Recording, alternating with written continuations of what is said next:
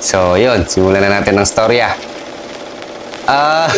Naalala ko tuloy yung mga time na nagkakalala kami ni Ana.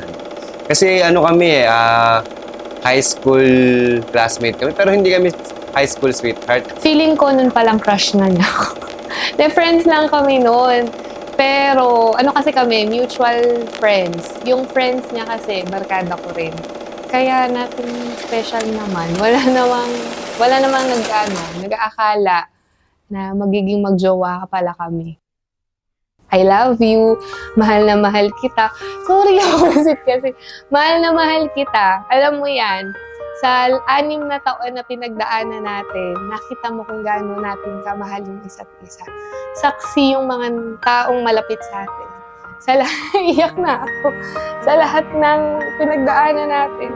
Kasi akala nung iba, hindi tayo aabot dito.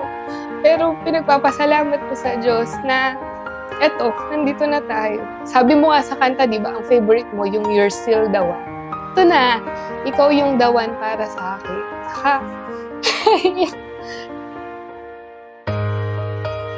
Saka tandaan mo na kung ano man yung masaya ako kasi tanggap mo kung ano ko, kung ano man yung mga negativity na meron ako. Saka tinanggap mo at minahal mo yung mga magulang ko. Yun yung pinagpapasalamat ko sa lahat. Kasi hindi lang ako yung minahal mo lahat ng nakapaligid sa akin.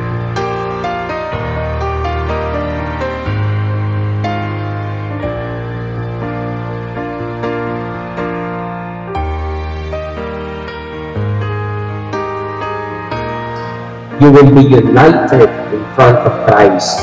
Magiging isa.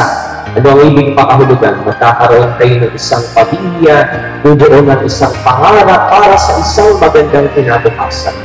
Kung dati you live in separate ways, iba ang buhay ni Paul sa buhay ni Ana, ngayon ang buhay ninyo'y pagbubuklohin, pag-iisahin.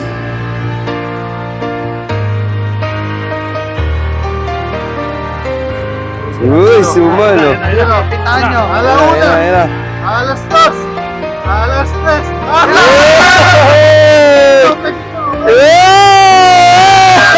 Napakalapit na!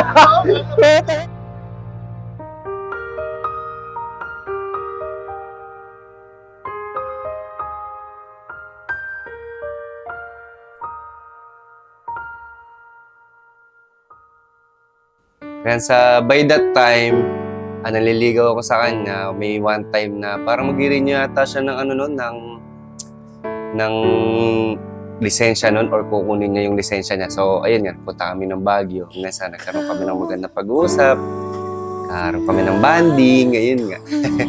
Masaya lang din ang mga memories yun kasi buhay pa sa akin yung mga alaala yun. So, hanggang sa dumating yung time na sinagot niya ako, pauwi na kami ng sa Baguio. Yan, masaya talaga ako nun. Talaga namang masasabi mo talaga. Siyempre, pangarap mo yun eh. Tsaka pinagdasal mong babae. Sabi ko nga nun eh. Sabi ko nga sa Lord nun eh.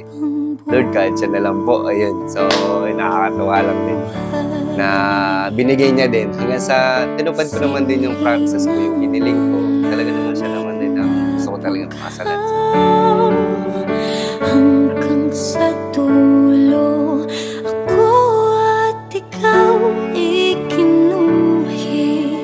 na ng tadhana na tayong dalawa ay mag-iisa. Love, alam ko naman na meron ka na ng lahat, natupad na natin ang lahat. So, kung may papangako na lang siguro sa'yo yung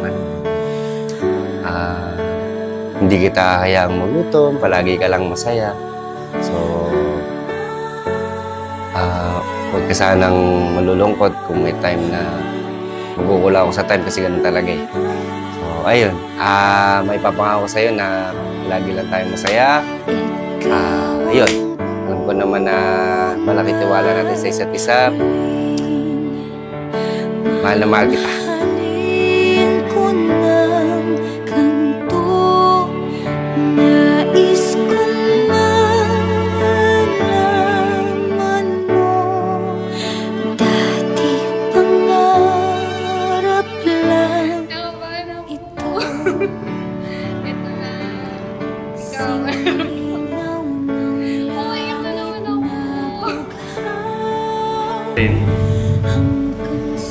Tapos, nakakabago ko alam ko ano dapat gawin. Pero masaya ako dahil dito na tayo sa ilang long days. So, nakagawa lang.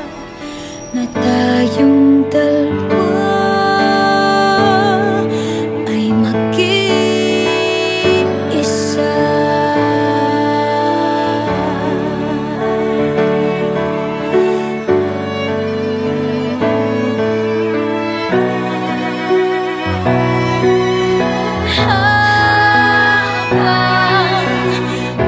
Kaya ikaw, Paul, anumang pagpaplano, mga pangarap sa buhay ng iyong asawa, suportahan at tulungan. Gayun din naman at anumang pangarap, mga pagpaplano sa buhay ng isa't isa, magtulungan kayo, magsuportahan kayo, sapagkat hindi na kayo dalawa sa buhay na ito, bagkus kayo dapat maging isa.